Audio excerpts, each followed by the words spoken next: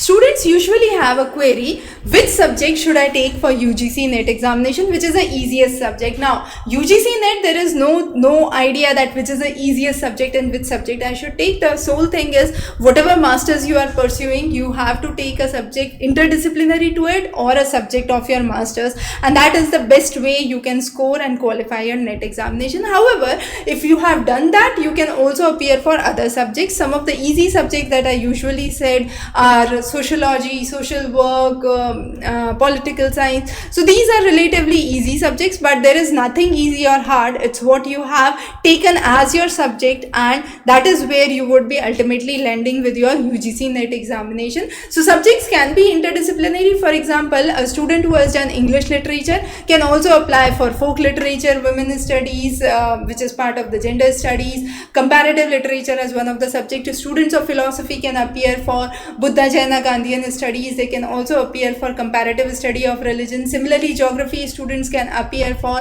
population studies as one of the papers. So there are interdisciplinary subjects that you can actually apply for, but that does not mean that any subject is easy or hard. Ultimately, what you have taken as a part of your master's curriculum is what you would be applying for your NET examination, and you intend to do your PhD and teaching in the same subject. So that's it. In case you need any reference material or guidelines for preparation for UGC NET, feel free to connect back to us. Thanks for joining in.